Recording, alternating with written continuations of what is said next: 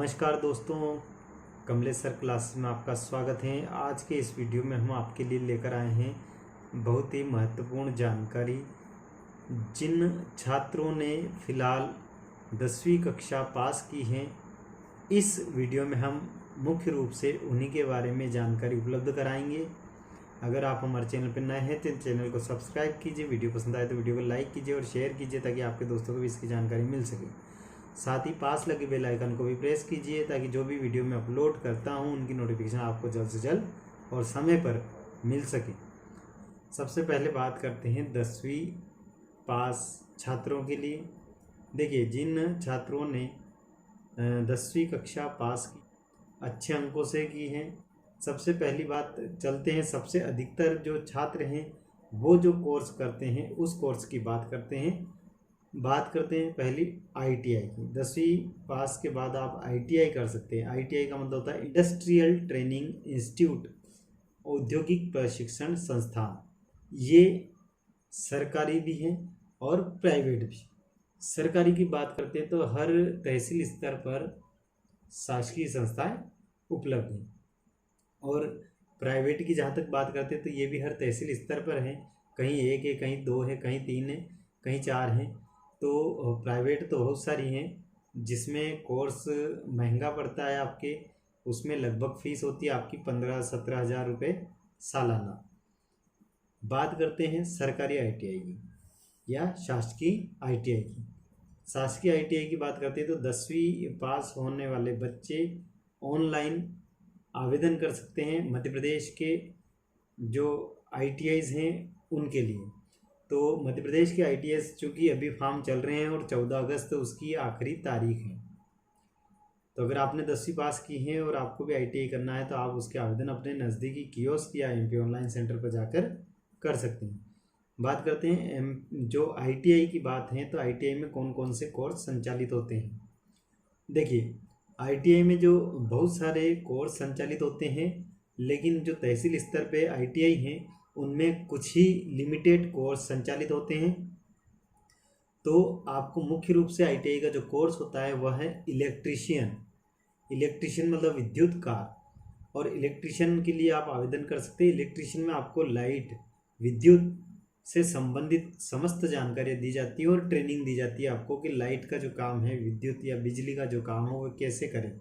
यदि आप लाइनमैन बनना चाहते हैं या विद्युत से संबंधित विद्युत विभाग में जाना चाहते हैं और लाइट संबंधित काम करना चाहते हैं, या बड़ी बड़ी कंपनियों में जो लाइटिंग की, तो आजकल आपको पता है हर मशीनरी लाइट से चलती है, तो लाइट से संबंधित कार्यों के लिए आप इलेक्ट्रीशियन कोर्स कर सकते हैं।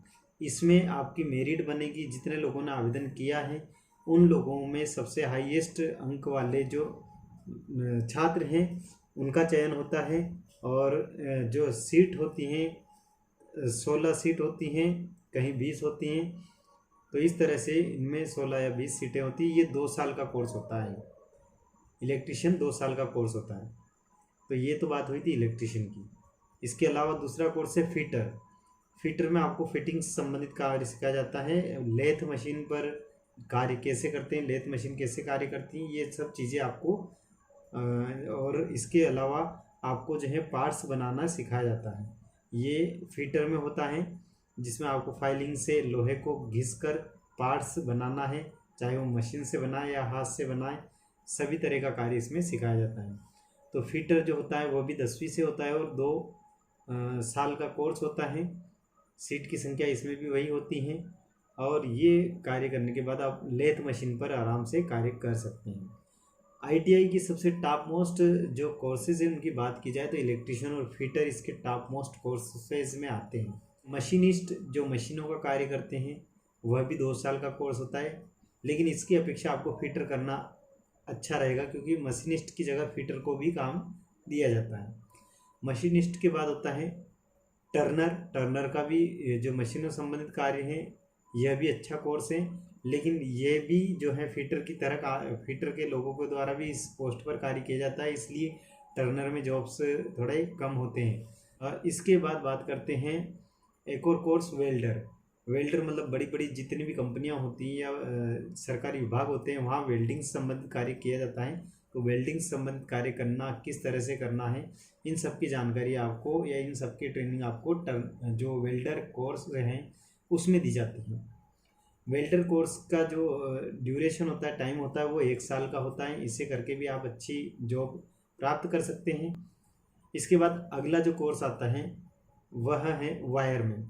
वायरमैन की बात करते हैं तो वायरमैन बहुत कम जगह संचालित हैं और वायरमैन कक्षा 8वीं पास जो स्टूडेंट होते हैं वह कर सकते हैं।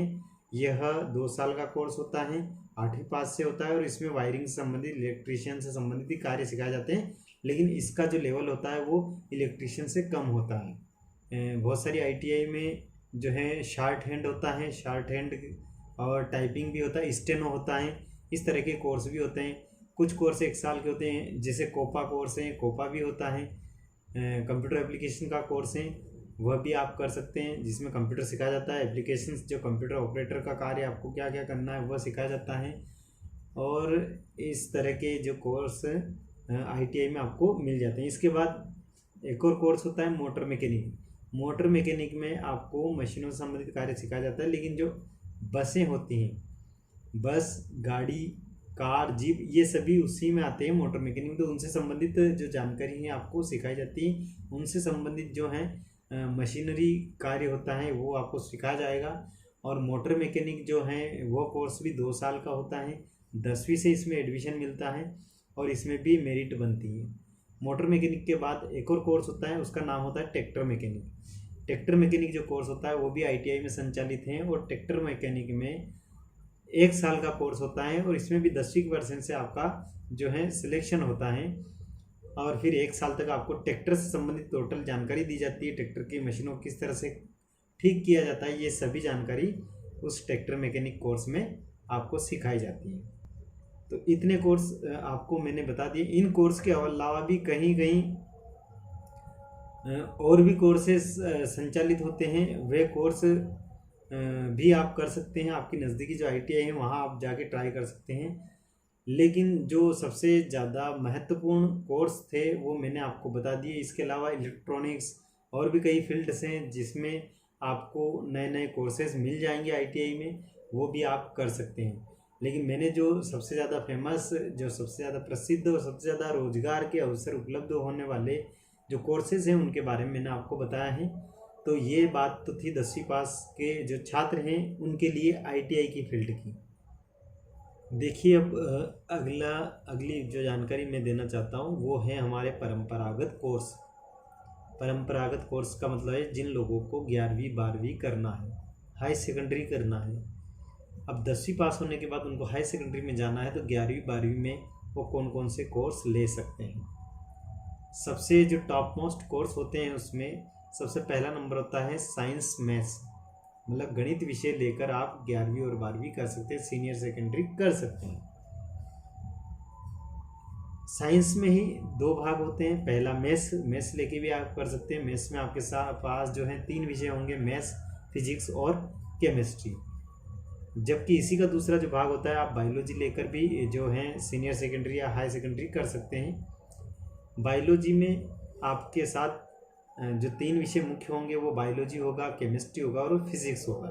ये तीनों विषय मेन होंगे, इसे लेकर भी आप जो 11th 12th कर सकते हैं। ये तो बात हुई साइंस की। इसके बाद दूसरा जो फैक्टर्स हैं वो हैं कॉमर्स।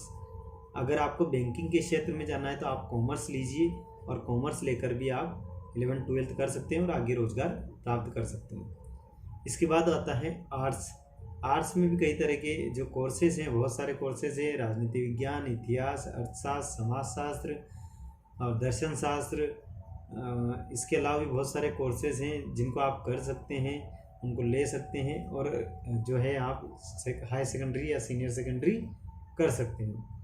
अगर आप इंजीनियरिंग के फील्ड में जाना चाहते हैं तो आपको 12वीं गणित से करना होगी इंजीनियरिंग के लिए।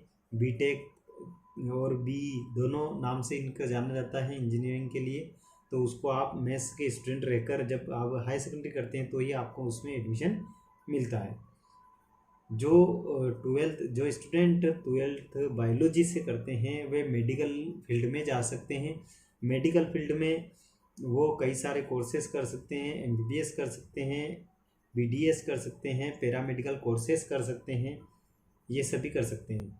मेडिकल कोर्सेज कौन कौन से और पैरामेडिकल कोर्सेज कौन कौन से, ये अगले वीडियो में हम आपको बताएंगे। 10वीं पास के बाद अगर आप सरकारी नौकरी करना चाहते हैं और आपकी उम्र 18 वर्ष है तो आप जो हैं सीधे जो वैकेंसी का फॉर्म भर सकते हैं, आवेदन कर सकते हैं। 10वीं से बहुत सारी वैकेंसियाँ निकलती हैं तो उनको भी आप कर सकते हैं, लेकिन इसके लिए आपको तैयारी करना होगी कंपटीशन एग्ज़ाम की, और तभी आप ये कार्य कर सकेंगे।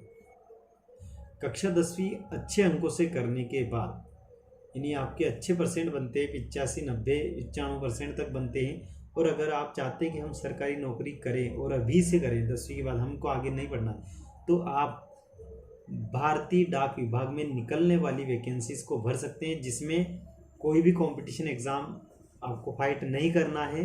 आपको सीधे 10वीं के जो मार्क्स होते हैं आपके, उसके आधार पर ही आपका सिलेक्शन हो जाता है। तो आप 10वीं जो अच्छे अंकों से प्राप्त करने के बाद आप सीधे नौकरी भी कर सकते हैं। तो मैंने जो आपको इस वीडियो में जानकारी दी थी वो जानकारी आपको 10वीं पास छात्रों के लिए थी। अब अगला वीडियो मैं फिर बनाऊंगा और उसमें मैं आपको जो 12वीं पास छात्र हैं उनके लिए आगे रोजगार के क्या क्या अवसर हैं, वो कौन कौन से कोर्स कर सकते हैं, ये जानकारी मैं अगले वीडियो में बताऊंगा। तो दोस्तों आज तक के लिए इतना ही, और मिलते हैं फिर अगले वीडियो में। अगर जाते जाते हमारे वीडियो को लाइक ज़रूर कीजिएगा, हमने बहुत अच्छी तरह से आपको जानकारी दी है। इसके अलावा भी आपको अगर कोई जानकारी चाहिए तो आप हमारे कमेंट बॉक्स में कमेंट कर सकते हैं, और धन्यवाद।